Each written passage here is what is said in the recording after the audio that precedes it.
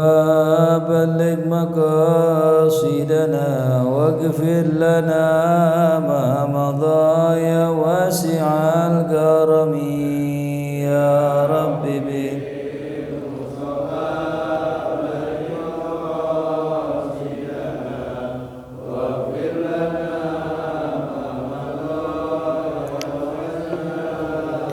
يا أكرم الخلق ما لمن ألوذ به سواك عند حلول الحديث الآمم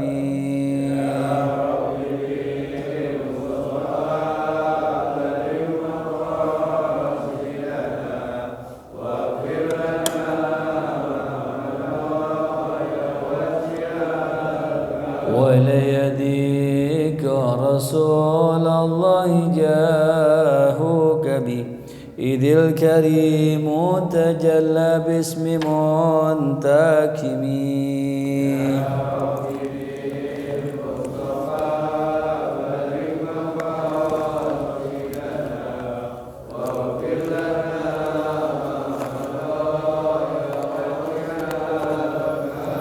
اللهم صل وسلم وبارك عليه وعلى آله.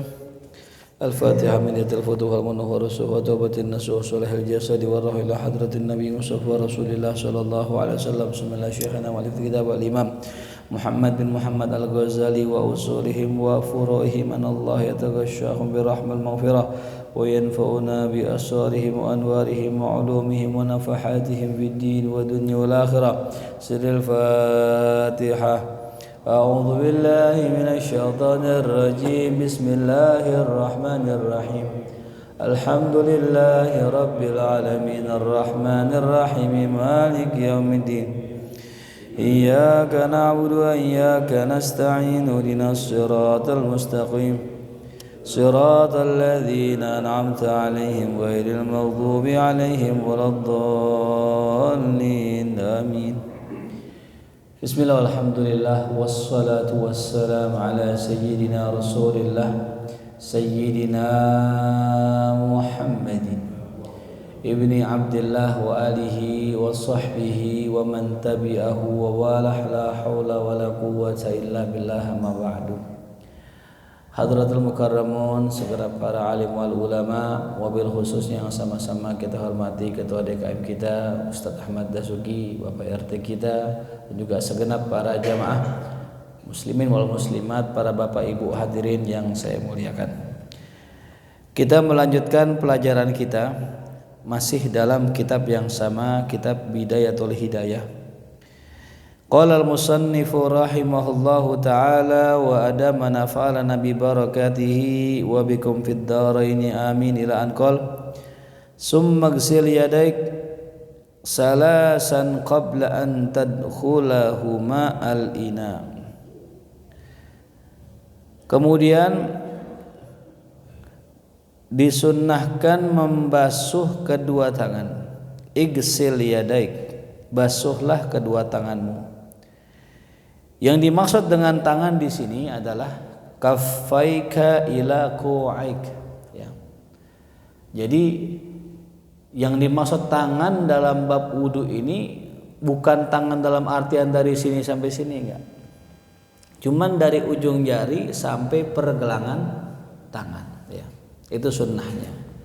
Dengan kaifiat kalau kita basuh tangan dasarnya gimana aja, mau begini boleh. Cuman yang afdalnya bitashbih, ya. Jadi kita cuci tangan seperti ini sambil kita berdoa, Allahumma inni as'alukal yumna wal barakah, ya Allah aku memohon kepadamu kebaikan dan keberkahan. Wa a'udzubika minasyu'mi wal halakah, aku berlindung kepadamu daripada kesialan dan kebinasaan. Dan juga dalam kitab yang lain disebutkan ketika basuh tangan begini kita berdoa, Allahumma hfadz yadayya min ma'asika kulliha, ya Allah aku berlindung kepadamu dari segala maksiat-maksiat tangan ini. Ya kan tangan kita sering maksiat, ya. Nah itu kita berlindung kepada Allah, ya Allah jagalah kedua tangan saya ini daripada seluruh, ya, segala macam maksiat. Tuh. Ya, jadi ada ulama yang mengatakan ya, bahwasanya doa-doa itu nggak ada di zaman Nabi, nggak ada doa-doa itu. Kita kumur, cuci tangan, nggak ada. Cuman ulama tidak melarang. Ya. Nah posisinya kalau kita berwudunya di tempat wudu boleh baca dengan dilafazkan. Tapi kalau kita di WC nggak boleh ya, karena ada lafaz Allahumma. Summan wiraf al hadas, kemudian berniatlah mengangkat hadas, atau berniatlah istibahatas shalah, memperbolehkan sholat ya, atau minta diperkenankan agar dibolehkan sholat. Nah ini dua hadirin. Jadi kalau kita niat dalam wudu, kalau kita dalam kondisi sehat normal niatnya nawaitul wudu'a li raf'il hadas asghari ya, kalau normal. Tapi ada nanti orang yang nggak normal. Siapa itu? Orang sakit. Buat perempuan namanya istihadoh yang selalu ketetesan darah ya, namanya bu istihadoh ya. Buat laki-laki namanya salisil baul, atau yang kita kenal dengan istilah beser ya. Udah ada belum yang begitu ya. Kencingnya terusan. Nah orang yang kencingnya terus-terusan atau orang yang istihadoh niatnya bukan lagi nawaitul wudu ali rafil hadas. Kenapa? Karena ketika dia habis wudu kencingnya masih netes, darahnya masih netes ya, maka orang tersebut niatnya nawaitul wudu'a listibahatis sholah ya. Persis sama kayak niatnya tayamum, nawaitut tayamuma listibahatis sholah ya. Kenapa? Karena orang yang lagi sakit tadi ketika dia udah wudu masih netes, belum terangkat hadasnya. Dia cuma minta, ya Allah, aku niat agar engkau perkenankan saya buat sholat gitu. Nah ini ada kaifiatnya hadirin. Orang yang kena penyakit beser, orang yang kena istihadoh, yang pertama dia harus wudunya setelah masuk waktu. Kalau kita kan boleh ya datang ke masjid jam 11, wudu jam 11 belum masuk waktu, ntar jam 12 tinggal sholat, orang normal. Kalau yang sakit hadirin nunggu azan dulu ya, nunggu waktu dulu, masuk waktu, udah masuk waktu baru ngapain? Tapi masuk waktu ke kamar mandi bersihin, yang kencing bersihin kencingnya, yang darah bersihin darahnya. Habis dibersihin dirapiin tambel tuh, tumpet apa namanya itu ya, tumpel ya. Kalau yang laki pakai apa ya? Pempes ya. Ada gak pempes buat orang gede? Ada ya? Gak mesti pempes sih, apaan aja dah. Mau pakai softtek kalau nggak malu nggak apa-apa. Ya. Atau mungkin perempuan pakai pembalut, silakan. Habis ya dibersihkan, ditambel, langsung wudu, nggak boleh ngapa-ngapain. Kali gitu sebat dulu gitu, atau mungkin makan dulu, nggak boleh, langsung mubasyarah ya. Habis selesai wudu nggak boleh ngapa-ngapain, langsung sholat ya. Nah kalau kita orang normal kan boleh, habis wudu ngopi boleh nggak, habis wudu makan boleh nggak, langsung sholat boleh nggak? Boleh. Tapi kalau orang dalam kondisi tadi nggak boleh, kecuali dia mengerjakan sesuatu yang ada hubungannya sama sholat. Contoh, dia habis mandi tuh, habis bersih-bersih, habis mandi, terus wudu rapi, dia nyari baju lama, nggak apa-apa, karena baju wasilahnya sholat. Tapi kalau nggak ada hubungannya sama sholat, misalnya nyuci motor kan nggak ada hubungannya sama sholat, ya, ke warung nggak ada hubungannya sama sholat, maka tidak boleh. Maka dianggap dari awal lagi, bersihin lagi, tambel lagi, wudhu lagi, langsung sholat tuh ya. Jelas hadirin. Emang nih untuk orang yang begini nih rada ribet ini. Makanya kita bersyukur, alhamdulillah Allah kasih kita sehat afiat. Makanya yang kita minta sama Allah bukan hanya sekedar panjang umur ya. Kita juga minta sehat afiat ya. Panjang umur, sehat afiat juga kurang ya. Kita minta juga apa? Dalam keadaan taat ya. Makanya kalau kita doain orang ya lagi ulang tahun, jangan sekedar panjang umur, sehat afiat, juga panjang umur dalam taat. Karena banyak orang umurnya doang panjang tapi kerjaannya maksiat, nauzubillah min zalik itu ya. Itu kita persebaik-baik permintaan kepada Allah tuh itu ya tuh. Nah, ada tuh bacaan kalau kita mau enak, mau kita mau selamat, kalau kita mau baca ya. Habis sholat subuh kita baca ya zal jalali wal ikram amisna ala dinil Islam ya. Cuman yang saya baca dalam syarah Ratibul Haddad bacanya mitsna ya zal jalali wal ikram mitsna, nggak pakai a deh, mitsna ala dinil Islam. Itu dibaca 7 kali hadirin. Khususon ini buat orang-orang yang udah khamsin, aktsar min khamsin, lebih dari 50. Kenapa? Udah dikit lagi dipanggil sama Allah ya. Apalagi yang 60. Pak RT berapa RT? 30 masih aman, masyaallah aman. RT masih 30 dia. Kalau naik motor masih pakai kosoblo, nggak masuk angin enggak. Kalau kita masuk angin teh. Ya zal jalali wal ikram mitna ala dinil Islam. Dibaca berapa? 7. Semua wirid dalam ratib 3 semua. Ya.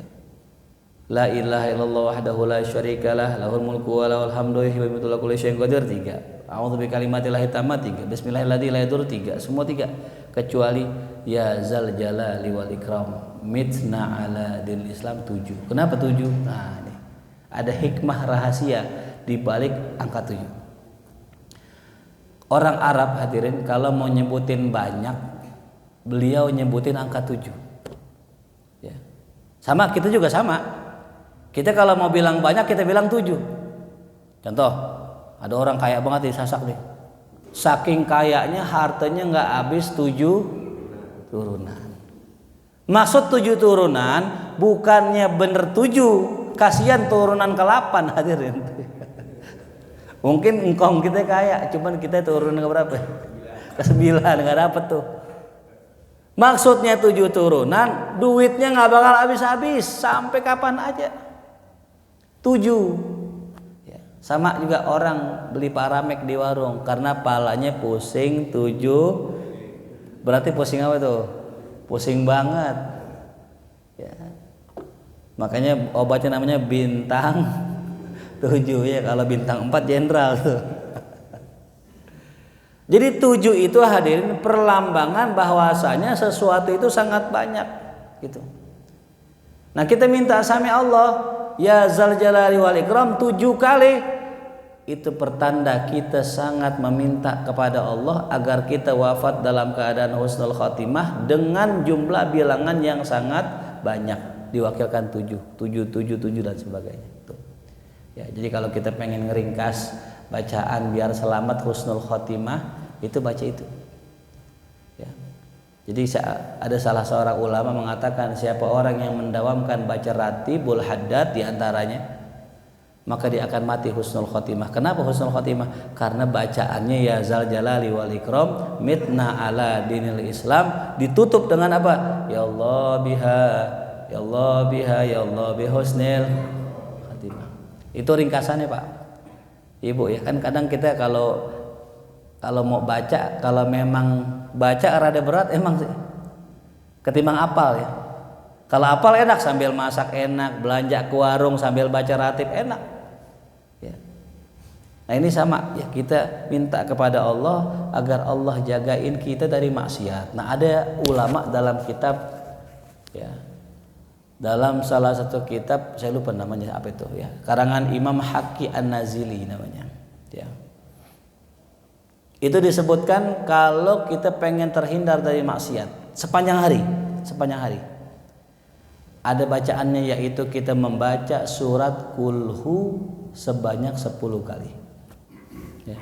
Atau surat Al-Ikhlas ya.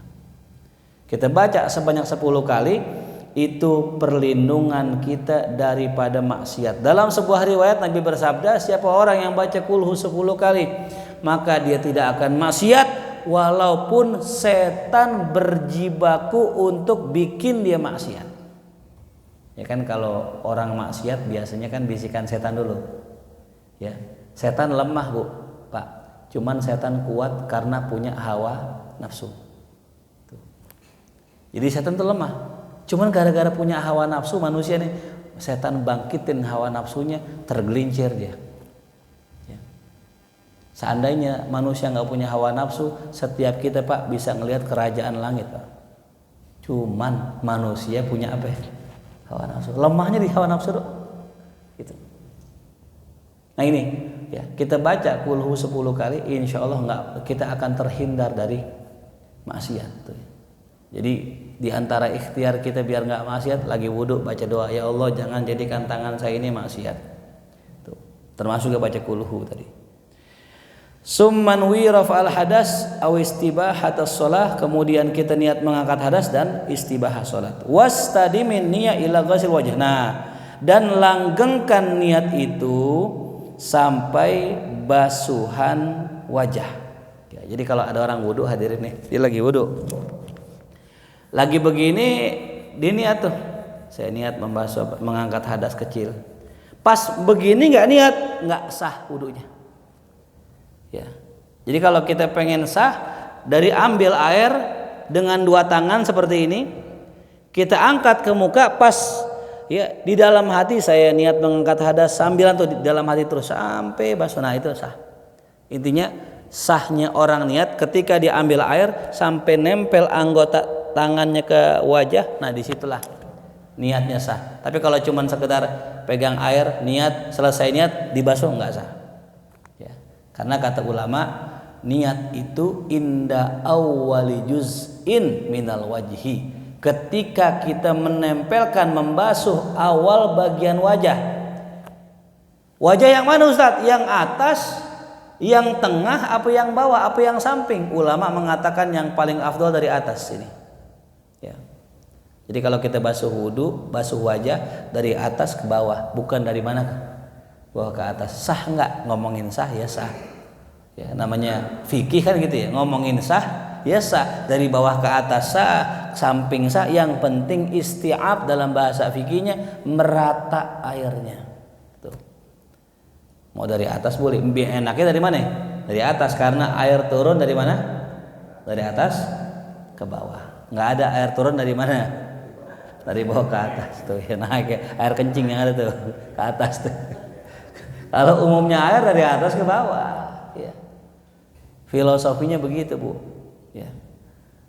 Makanya ada satu filosofi bagus tentang masalah air. Air itu kata ulama kayak ilmu. Al ilmu kalma. Air itu kayak, ilmu itu kayak air. Kemana air itu turun? Ke tempat yang lebih rendah. Makanya kalau kita belajar, rendahkan diri kita, tundukkan hati kita, kosongin gelas kita. Ya. Ini kalau kita ngaji Pak, datang bawa gelas penuh nggak masuk tuh. Ya. Paling pas kita datang ngaji, ini mah udah gua tahu katanya gitu. Padahal ngaji itu ibadah, nggak mesti yang kita jelasin ini orang belum tahu, yang udah tahu aja nggak apa-apa. Yang namanya manusia butuh pengulangan, mungkin lupa diulang lagi, mungkin belum tahu ya dikasih tahu gitu. Jadi semakin hati kita merendah, semakin deres air yang turun, semakin banyak air yang datang. Tuh prinsip orang ngaji. Maka siapakah yang paling banyak ilmunya? Yang paling rendah. Coba kita lihat ya di air terjun. Air terjun kan ngalir tuh. Kalau di mana itu Cilember tuh. Ada yang sering ke Cilember kali ya, camping. Kan ada Cilember 1, apa sih namanya? Ya Cilember 1, 2, 3 gitu kan. Kan yang atas turun ke bawah. Di yang atas ada nggak tuh tempat air ngumpul? Ada, sedikit doang. Turun lagi, ada lagi tempat air ngumpul. Makin turun makin banyak. Yang mana yang paling banyak? Yang paling bawah. Tuh. Semakin kita merendah, semakin banyak air kumpulnya. Makanya yang namanya belajar, jangankan sama yang tua, yang muda kita kudu belajar. Ya.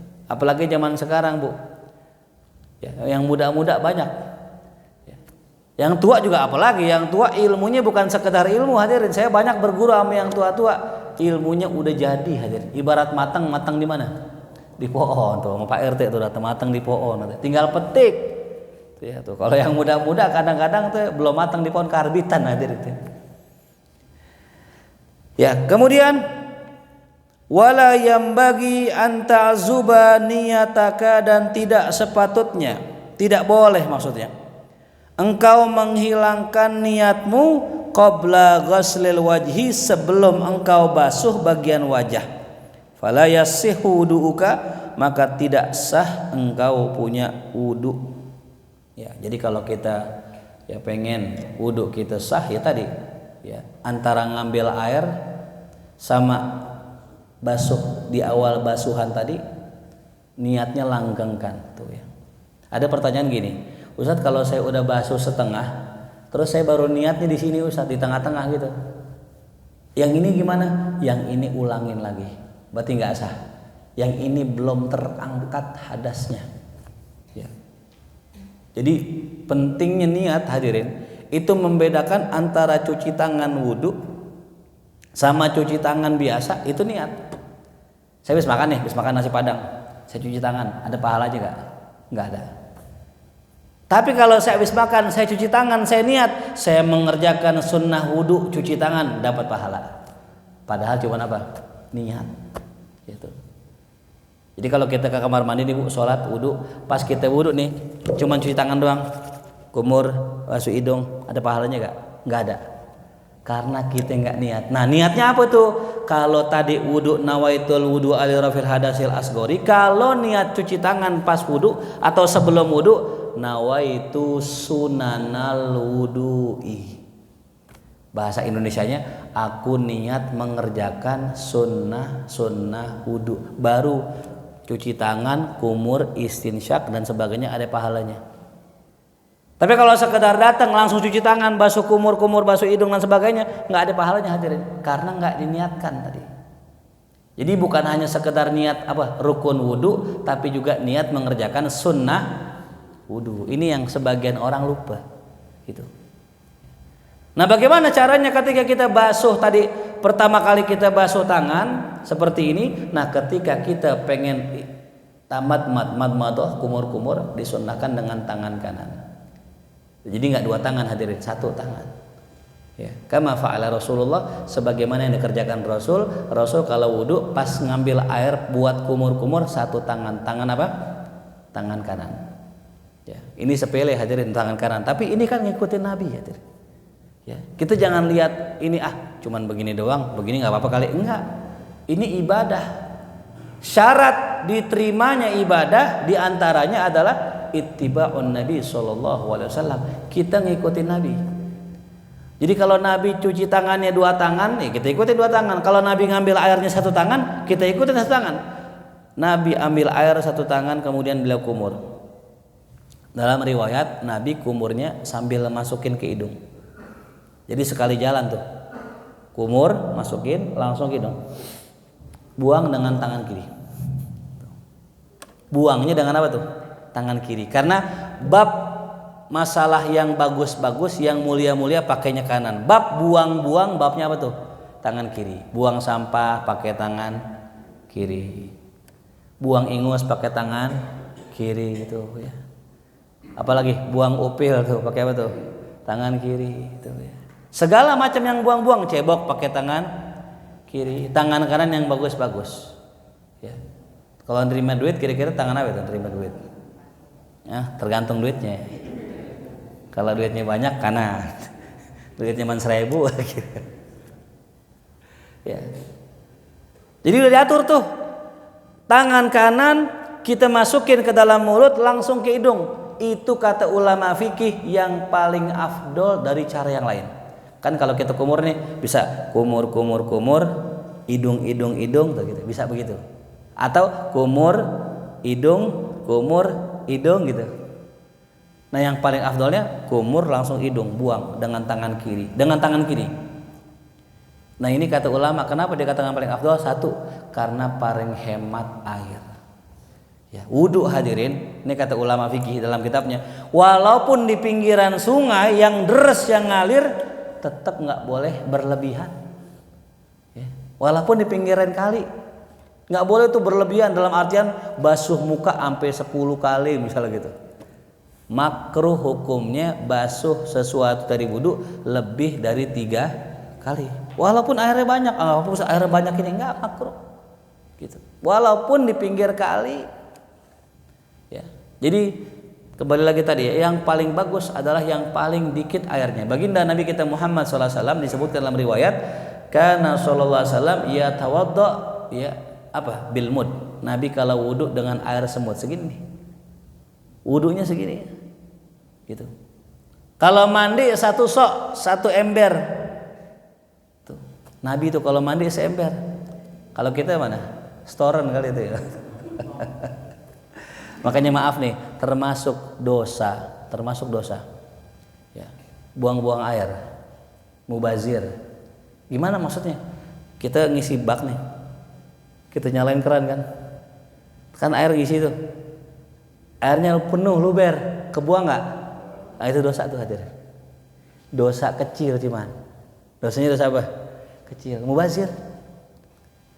Pernah nggak begitu? Mungkin kita nggak sadar kali. Kadang-kadang suka begitu. Apa Ustaz? Izin matiin AC kali Ustaz. Ya, iya. Maklum nih kan.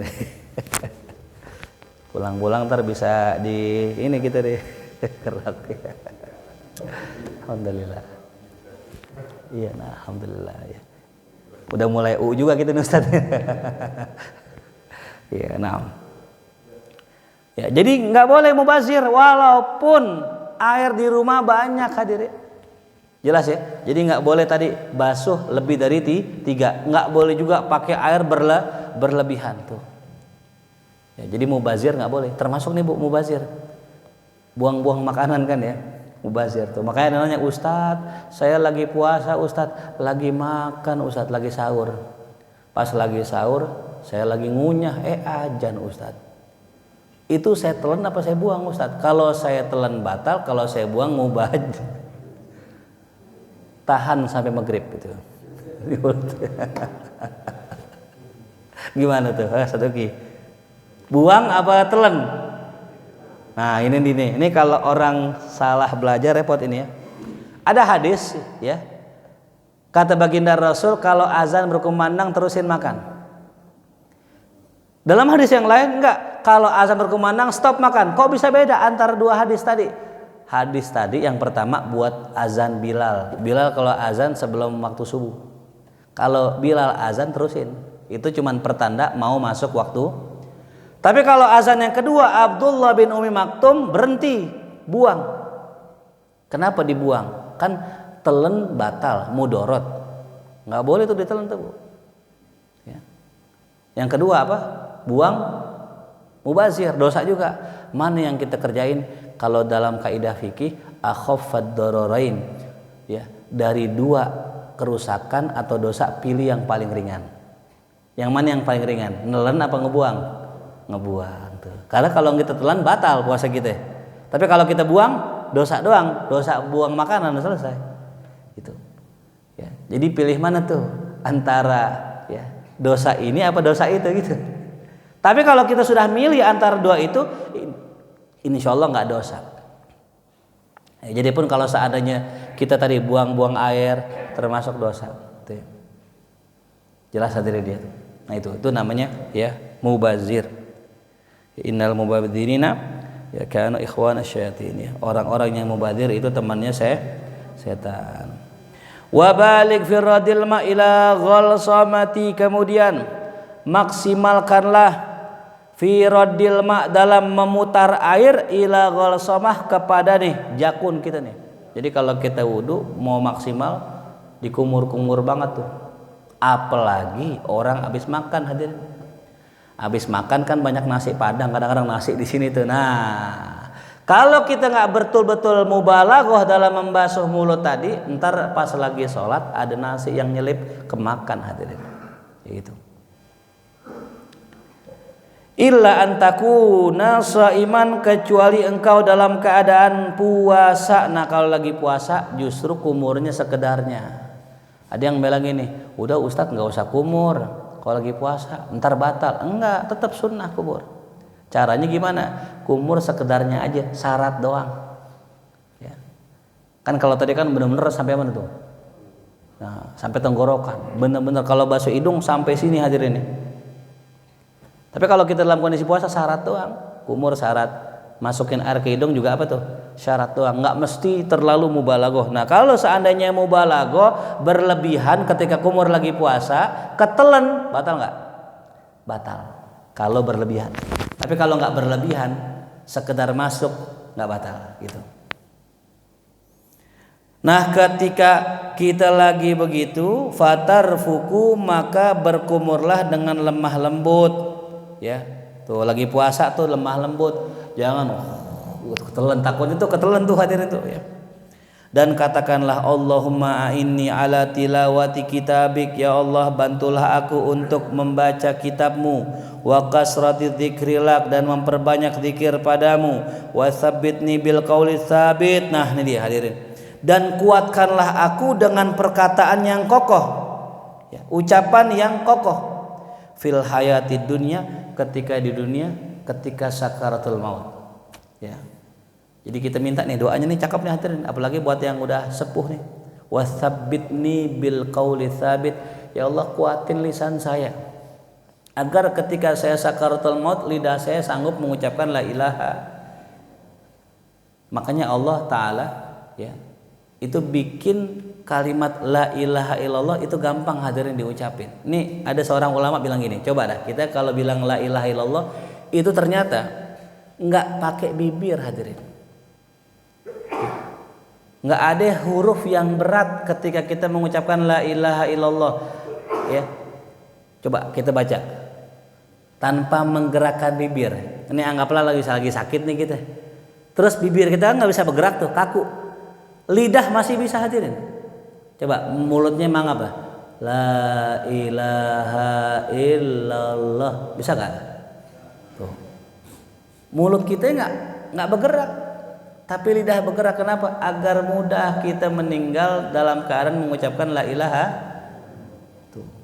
Tapi udah digampangin begitu, banyak gak yang nggak ngucapin? Ngeri gak? Allah ya Rabb ya. Ya Allah biha ya Allah bihusnil gitu ya. Makanya orang gimana hidupnya aja dah. Kalau hidupnya sering mengucapkan la ilaha illallah, meninggalnya la ilaha illallah. Tapi kalau orang sepanjang hidupnya bilang strike gitu, la ilaha illallah strike gitu, insyaallah. Ini biasa ngomong strike kan gitu. Sesuai dengan namanya, dengan kebiasaannya itu hadirin di Allah tuh ya. Mudah-mudahan kita husnul khotimah ya. Serem kalau ngomongin masalah mati mah ya gitu. Ada yang nanya gitu, Ustadz, kan nanti ada namanya fitnah sakaratul maut ya. Sebelum kita ngomongin fitnah kubur, fitnah sakaratul maut dulu Ustadz. Dinanya, Ustadz, katanya emang benar kalau orang meninggal, sebelum meninggal terus nanti iblis datang nawarin kita minum katanya. Kok benar itu? Iblis nawarin kita minum. Kita lagi kehausan di sakaratul maut, iblis nawarin minum, tapi kata iblis kalau ente mau ane kasih minum, murtad dulu, mungkin udah sangat-sangat aus, ya.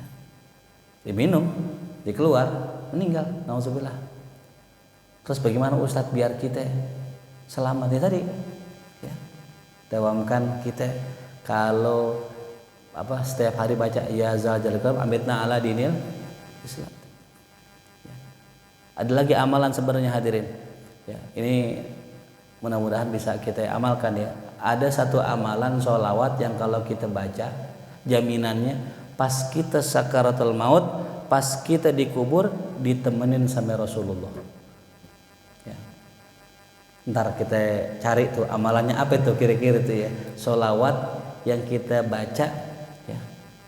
Dan kalau kita meninggal yang nemenin Rasulullah setiap hari baca cuma 10, malam Jumat ada banyak 100 ya, bacanya gini, Allahumma sholli wa sallim wa barik ala sayyidina Muhammadin nabiyil ummil habibi al-alil qadiril azimil jahi wa ala alihi wa sahbihi wa sallim. Silahkan cari namanya sholawat aliyil qadri ya, itu banyak ulama mengijazahkan kalau baca itu kalau meninggal yang nemenin Rasulullah ya. Nah, yang lebih hebat juga kalau kita berguru dengan seorang ulama, apalagi gurunya wali-wali Allah. Maka pas kita sakaratul maut yang hadir siapa? Guru kita nemenin. Ya, itu ada seorang ulama, silakan cari di YouTube namanya Fadilatul Syekh Mutawalli Asy'arawi. Ini imamud duat, imamnya para penceramah, para dai, para ulama di zamannya. Meninggal tahun 90. Itu beliau ketika pengen meninggal, itu semua ulama-ulama yang beliau bacakan tawasulnya datang semua. Ya Imam Dasuki, ya Imam Syadzili, ya Imam Syekh Abdul Qadir Jailani, semua datang nemenin beliau ketika beliau sakaratul maut. Asyhadu an la ilaha illallah wa asyhadu anna Muhammadar Rasulullah, meninggal hadir. Jadi ketika meninggal semua gurunya datang tuh. Allah ya. Itu beruntungnya kita kalau seandainya kita punya hubungan yang kuat dengan para wali-wali Allah. Ya. Jangan kita kira para wali Allah meninggal. La tahsabannal ladzina qutilu fi sabilillah amwata bal ahya. Tuh ya. Nah, jadi hadirin, kita kalau ziarah nih jangan sekedar nyari apanya serunya kan gitu. Tapi hadir karena hati kita di makam aulia bahwasanya seakan-akan mereka hidup. Hadir karena hati kita mereka liatin kita. Kenapa? Emang begitu. Para aulia enggak mati, hadirin, enggak hidup mereka. Bahkan sahabat radhiyallahu anhu ketika waktu itu perang Uhud kan dikuburkan di Uhud tuh, kena banjir tuh. Itu ada sahabat yang kebongkar kuburannya, rambutnya masih panjang, darahnya masih segar, hadirin. Itu para pejuang Allah, orang yang mati syahid begitu. Sebagaimana Mbah Maimun Zubair kan ketika dimakamkan di Hijaz sana tuh, ketika dikuburkan, digali lagi pengen dipindahin masih utuh. Itulah orang-orang yang mati syahid. Mereka nggak mati, mereka hidup. Buktinya hidup, rambutnya nambah panjang, kukunya tambah panjang. Kalau mati nggak mungkin begitu, betul? Ya, mudah-mudahan kita termasuk orang-orang yang mati syahid husnul khatimah. Amin ya rabbal alamin. Summa khusgur fatan li anfik, abis kita basuh mulut, kita doa tuh. Ya biar Allah jaga mulut kita. Summa khud ghurfatan li anfi, kemudian ambil satu ciduk untuk hidungmu. Wastansyik biha salasan, kemudian hiruplah itu air sebanyak 3 kali itu. Wastantir, dan keluarkanlah ma fil anfi min rutubatin, segala macam bentuk cairan dari dalam hidung kita. Dengan apa? Dengan tangan kiri. Kalau itu ada kotoran, ya dengan kelingking kiri. Jadi afdolnya kalau kita ngupil pakai apa tuh? Kelingking kiri. Tuh, ya. Jangan pakai apa? Kanan, telunjukan. Habis ngupil salaman sama kiai gitu. Nempel lagi. Nah, kenapa aneh gitu ya? Ranjau namanya, betul. Ranjau. Tuh. Ya Islam Masya Allah luar biasa tuh ngajarin kita. Udah ada aturannya, ngupil aja diatur, hadirin. Coba agama mana yang ngupil diatur? Ya, maaf ya, Nasrani ngatur ngupil, kagak ngatur enggak. Islam diatur, ngupil aja diatur tuh, pakai kelingking apa tuh? Kiri. Tuh. Luar biasa ya. Makanya nauzubillah, saya nggak orangnya, ada yang sampai murtad. Tuh ya. Nih kita hadirin ngomongin murtad, jangankan itu, orang bangun kesiangan sholat subuh jam 7 juga murtad hadirin. Ya, jemur pantat maksudnya itu. Bukan keluar kau kan. Itu kata guru saya begitu tuh. Kesiangan mulu lo murtad loh gitu. Waqul fil istinsyak, dan katakanlah ketika kita menghirup air ke dalam hidung, Allahumma aujidli atau arihni raihatal jannah wa anta anni radin. Ya Allah, ya, buatkanlah saya itu bisa menghirup aroma surga ya Allah. Tuh, Masya Allah. Itu kata ulama dalam kitab, aroma surga itu sudah tercium sepanjang 500 jarak perjalanan, 500 tahun. Jadi begitu jauhnya tapi aromanya udah kecium. Illa kepada orang-orang yang dikecualikan sama Allah. Ya. Orang-orang ahli maksiat nggak nyium tuh bau surga. Ya. Kita kan kalau misalnya lewat mall nih kan, lewat mall, kita udah berasa dinginnya aja sama baunya wangi, udah pengen masuk tuh bawahnya. Udah semangat hadirin. Jadi yang bikin orang semangat itu ketika berjalan menuju surga, dari jauh baunya udah kecium, semangat dia. Kan begitu. Tapi kalau orang jalan nggak ada baunya, nauzubillah ya, ada orang tertipu. Ya, terkena tipu daya Allah. Gara-gara apa? Di dunia suka nipu, hadirin. Di akhirat ditipu lagi sama Allah. Ya. Kan ada tuh ya, alladzina, orang-orang apa? Yakhda'una Allah, yukhadi'una Allah walladzina amanu wa ma yakhda'una illa anfusahum. Mereka orang munafik suka nipu Allah dan nipu orang yang beriman. Wa ma yakhda'una illa anfusahum. Tidaklah mereka menipu kecuali menipu dirinya sendiri. Contohnya di dalam sebuah riwayat ada orang-orang yang suka nipu orang. Entar di hari kiamat dia disuruh jalan sama Allah menuju surga. Udah girang, wah nih disuruh menuju surga. Sampai depan pintu surga, pintunya ditutup, nggak boleh masuk. Ente ngapain kata malaikat? Mau masuk surga? Nggak ada listnya tuh. Yang ada jamaah Baitur Rahmah tuh ada tuh. Nggak ada listnya. Muter balik pulang, masuk neraka. Begitu hadir, ditipu. Udah sampai depan pintu surga nggak boleh masuk. Tuh gara-garanya di dunia sering nipu. Ya. Janjinya besok bayar, ternyata minggu depan. Pas minggu depan minjem lagi. Minjem dah gopek, ntar sekalian bulan depan tipu lu tuh ya. Jangan ya. Emang kalau belum punya duit kita bilang aja ya. Tuh. Jangan sampai bohongin orang lain, karena bohongin orang kagak ada manfaatnya tuh. Wa fil istinsar, ketika kita mengeluarkan air dari hidung berkata Allahumma inni a'udzubika min rawaihil nar wa su'idar. Ya Allah, aku berlindung kepadamu daripada bau api neraka dan tempat kembali yang buruk tuh.